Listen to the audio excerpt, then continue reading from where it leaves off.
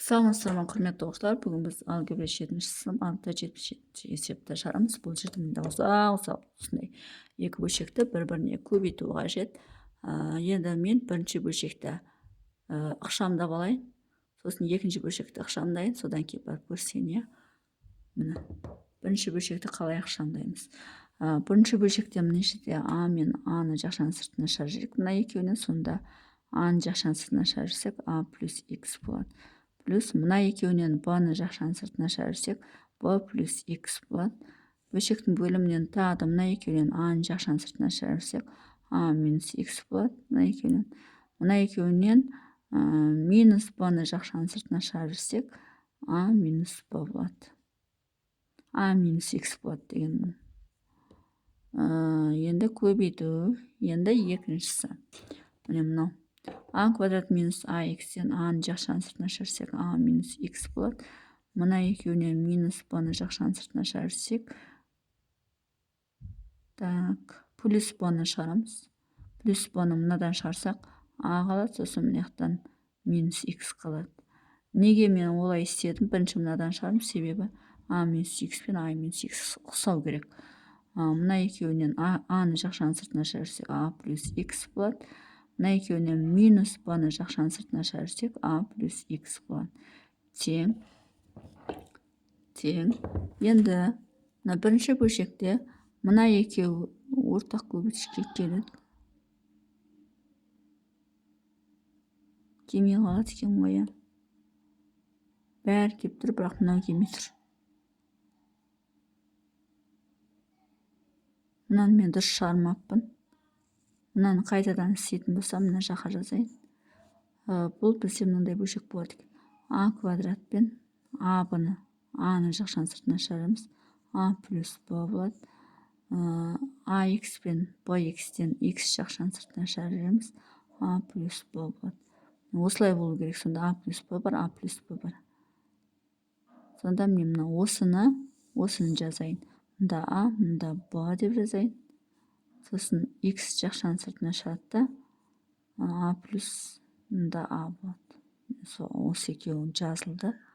Неге мен олай жазып жатырмын? Себебі мына екі жақшаның іші бірдей болу керек та. Сол кезде екеуінен ортақ көбейтші а плюс b-ны шығарамын. Сонда а плюс b-ны шығаратын болсам, мында а қалады, плюс мында х қалады. Бөлшектің бөлімінен мына екеуінен а минус х жақшаның сыртына шығарамын. Сонда мында а қалады, мынау кетсе мында а қалады, минус b қалады. Көбейту. Енді а минус х-тен а минус х жақшаның сыртына шығаратын болсам, екеуінде де а минус х бар ғой.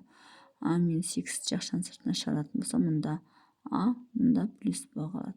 Бөлшектің бөлімінде а плюс х пен а плюс х жақшаның сыртына шығарсам, онда бізде а минус b қалады.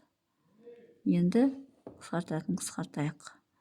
Енді осы жерден қарайтын болсақ, екі бөлшекті мұқият қарайтын болсақ, мына а минус х пен мына а минус х қысқарады.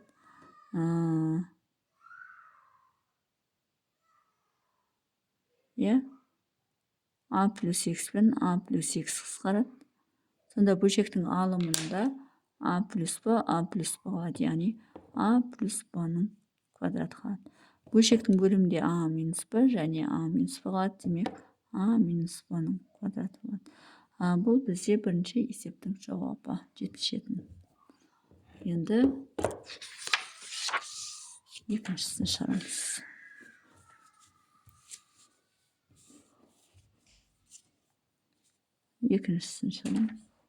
Х квадрат плюс ах минус 3х минус 3а бөлінген х квадрат минус ах минус 3х плюс 3а. Көбейту. Мұнда тағы да х квадрат плюс 4х минус ах минус 4а бөлінген х квадрат плюс 4х плюс ах плюс 4а тең. Енді осы жерден нені жақшаның сыртына шығарсам болады? Мына екеуінен х жақшаның сыртына шығарып жіберсем, x жақшаның сыртына шығарсам x плюс a болады. Мына екеуінен минус 3-ті жақшаның сыртына шығарып жіберсем, мұнда a қалады, мұнда плюс x болады. Бөлу, мына екеуінен x минус a. Мына екеуінен x жақшаның сыртына шығарып жіберсем, x минус a болады. Мына екеуінен минус 3-ті жақшаның сыртына шығарып жіберсем, x минус a қалады. Көбейту, біріншісін жаздық, бірінші бөлшекті. Енді екінші бөлшектен x квадрат плюс 4x. Осы екеуінен x жақшаның сыртына x шығарсақ, x плюс 4 болады. Мына екеуінен минус a-ны шығарсақ, x плюс 4 болады. Бөлу, мына екеуінен x шығарып жіберсек, x плюс 4 болады. Мына екеуінен a-ны шығарып жіберсек, тағы да x плюс 4 болады. Тең. Енді мына екі жақшадан ұқсас болғандықтан a плюс x жақшаның сыртына шығарамыз. a плюс x жақшаның сыртына шығарсақ, онда x минус 3 қалады. x минус 3 қалады. Мына жерден x қалады, мына жерден 3 қалады. Мына екеуінен x минус a-ның жақшаның сыртына шығарып жіберсек, мұнда x қалады, мұнда минус 3 қалады. Көбейту. Мына екеуінен x плюс 4 жақшаның сыртына шығарып жіберсек, онда мұнда x, мұнда минус a қалады. Мына екеуінен жақшаның сыртына шығарып жіберсек, x плюс 4-ті, мұнда x плюс a қалады. Тең. Енді мына екі бөлшектерді өзара көбейтетін болсақ, мына мен мынау қысқарады, мына мен мынау қысқарады. a плюс пен x, a плюс пен x, x минус a мен x минус a, яғни барлығы өзара қысқарып кетіп, ең соңында 1 деген жауап шығады. Бұл бізде екінші есептің жауабы 1 болады екен. Енді үшінші есепті шығарамыз. x квадрат минус 2x плюс ax минус ab бөлінген x квадрат плюс 2x минус ax минус ab бөлу. Енді мұнда x квадрат плюс 2x плюс ax плюс ab бөлінген x квадрат минус 2x минус ax плюс ab тең. Енді мына бірінші бөлшекті қарайық. Бұл жерден x жақшаның сыртына шығарып жіберсек, x минус b қалады. Мына екеуінен a-ны жақшаның сыртына шығарып жіберсек, тағы да x минус b қалады. Бөлу, мына екеуінен x шығарып жіберсек, x плюс b қалады. Мына екеуінен минус a-ны шығарып жіберсек, x плюс b қалады. Енді көбейтуге айналдырамыз. Мына бөлшектің бөлімі алымына кетеді. Енді мына жерден не істейміз? X-ті жақшаның сыртына шығарамыз. X минус b болады. Мына екеуінен минус a-ны шығарамыз. X минус b болады. Бөлінген. Енді мынаны бөліміне жазамыз. Мына екеуінен x жақшаның сыртына шығарып жіберсек, x плюс b болады. Мына екеуінен a-ның жақшаның сыртына шығарып жіберсек, x плюс b болады. Тең. Енді бірінші бөлшекте мынада да x минус b бар, мынада да x минус бар. Соны ортақ көбейтші қылып, жақшаның сыртына x минус b-ны шығарып жіберсек, мына жерде x қалады, плюс мына жерден a қалады. Бөлінген. Мына екеуінен де x плюс b-ны жақшаның сыртына шығарып жіберсек, онда мында x қалады, мында минус a қалады. Көбейту. Енді мына екеуінен тағы да x минус b-ны жақшаның сыртына шығарып жіберсек, мұнда x, мұнда a қалады. Бөлінген. Енді мына екеуіне x плюс b-ны жақшаның сыртына шығарып жіберсек, мұнда x плюс a қалады.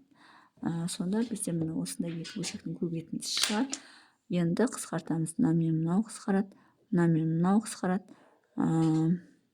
Болды. Енді мына жерде алымында x минус b-ның квадраты болады. Бөлімінде x плюс b-ның квадраты болады. Бұл бізде үшінші есептің жауабы. Енді төртінші есепті шығарамыз. Төртінші есеп m квадрат плюс m минус mn бөлінген m квадрат плюс m плюс mn плюс n бөлу m квадрат минус m минус mn плюс n бөлу m квадрат минус m плюс mn минус n тең. Енді осы жерден бірінші бөлшекті m-ді жақшаның сыртына шығарып жіберейік. m шығарып жіберсек жақшаның сыртына m плюс 1 қалады. Мына екеуінен минус n-ді шығарып жіберсек m плюс 1 болады. Бөлу мына екеуінен m-ді шығарып жіберсек m плюс 1 болады. Мына екеуінен n-ді шығарып жіберсек онда m плюс 1 болады. Енді мынаны көбейтуге айналдырамыз. Көбейтуге айналдырғанда бөлшектің бөлімі алымына кетіп қалады. Яғни мына екеуінен m-ді шығарсақ m минус 1 қалады. Мына екеуінен плюс n-ді шығарсақ m минус 1 қалады. Бөлу мына екеуінен m-ді шығарсақ m минус 1 қалады. Мына екеуінен минус n-ді шығарсақ m минус 1 қалады. Тең. Енді мына екеуінен ортақ көбейткіш m плюс 1 бар екеуінде де, сондықтан m плюс 1-ді жақшаның сыртына шығарамыз. Мында m қалады, мында минус n қалады. Бөлінген мына екеуінен m плюс 1 жақшаның сыртына шығарады. Мында m қалады, мында плюс n қалады. Көбейту мына екеуінен m минус 1 жақшаның сыртына шығарады. Мында m, мында плюс n қалады. Бөлінген мына екеуінен m минус 1 шығады жақшаның сыртына. Мында m минус n қалады. Тең. Енді осы бөлшектерді өзара көбейткен кезде m плюс 1 мен m плюс 1 қысқарады. m минус 1 мен m минус 1 қысқарады. m минус пен m минус n, m плюс n мен m плюс n. Сонда барлығы қысқарып кетіп, бізде 1 қалады екен. Төртіншісі. Сонымен есептің шығару жолы осындай. Егер есептің шығару жолы түсінікті болса, лайк басып, комментарий жазып, каналыма тіркеліп кетсеңіздер болады.